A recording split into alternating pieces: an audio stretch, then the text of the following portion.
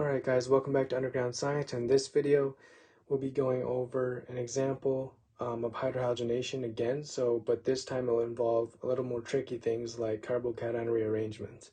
Alright, so let's just jump right into it. So because we already went over hydrohalogenation and its mechanism in the previous video, this should be a little quicker. So let's just dive into examples, okay? So let's say the first example, right, looks something like this. And we react this with a hydrohalogen, so something like hydroiodic acid, which is a strong acid. All right, and so let's look into what we think would happen first, based on what we learned in the last video, okay? So let's dive into the mechanism right away. So first, let's draw the molecule, all right, which would look something like that. And then let's draw the bonds out for hydroiodic acid. And so we know that the double bond is going to be the nucleophile, right? From the previous video, it's going to be the nucleophile. It's going to attack hydrogen, make a bond with it. This bond will break, make an iodide anion. So the next step would look something like this. And this bond will be to hydrogen. Okay, so this is the new bond to hydrogen, while there's a positive charge here. And then we have iodide anion, like that. And so now, right, remember this basically is a p orbital, an empty p orbital that kind of looks like an S or a hybridized orbital. Let's draw a good p orbital. There you go. So this is an empty p orbital. This is a electron-rich molecule. It makes a good environment to attack an electron poor area. So if we draw that out, that would look something like this, where you have the iodide anion bound right here. Okay? Because again, this attacked the electron poor carbon, the carbocation, right? And we got something like that. So this is the product based on our last video.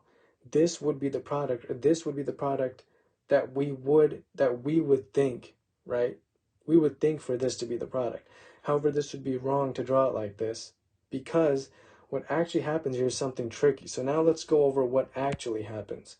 Okay, so if we redraw the reactant, right, and re-go through the mechanism, something tricky happens here, which we have to go over.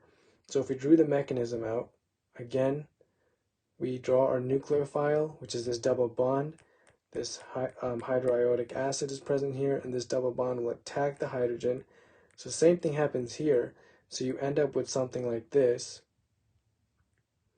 where the hydrogen is bound to here, and you have a positive charge here, so a carbocation on a secondary carbon as compared to a primary carbon, right? We would choose this carbon.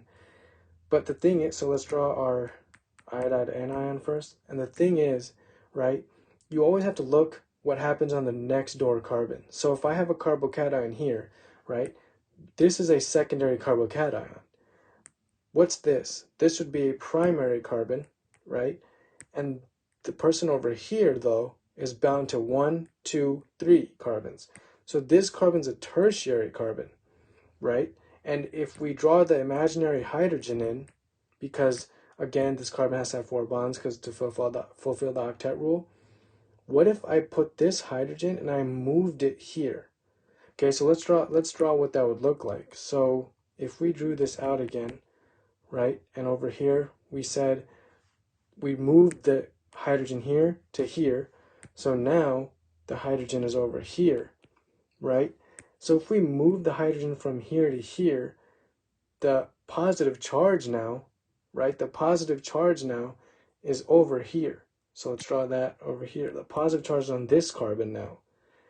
Now, what level carbocation is this? Now this is a tertiary carbocation. And so now we have to compare this carbocation versus this. Who's better, a tertiary carbocation or a secondary carbocation?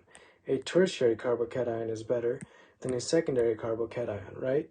So that means that this hydrogen shift, or also called a hydride shift, so what was this called? When this hydrogen moved from this carbon to this carbon, that's called a hydride shift, okay? So this hydride shift is favorable because we just made a secondary carbocation turn into a tertiary carbocation. Okay, so actually this is almost the product, not really. This is just the intermediate. This is what we have to focus on now from here on out. So let's redraw that then.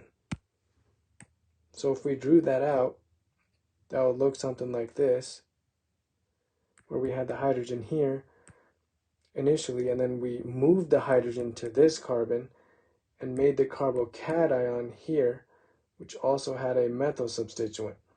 Okay, now from here, remember we had the iodide anion. This will come and attack the electron pore area, or the electrophile area, right? And this will turn this molecule into the product. So if we drew the product in, it would look something like that. Not an H, an I, but we also have a methyl here. This is the actual product. So if we compare this with this, right, now we can see why this product is wrong, because in reality, the iodine, right, the iodine should be added here, not here, because the hydrogen here shifted from this carbon to this carbon, okay? So this is the actual product, all right? So in this video, what did we cover? We covered a hydride shift in a hydrohalogenation reaction, right? In the next video, we're going to do another hydrohalogenation example, but this time we're going to do another carbocation rearrangement example involving a 1,2 methyl shift. All right, so I hope to see you guys there.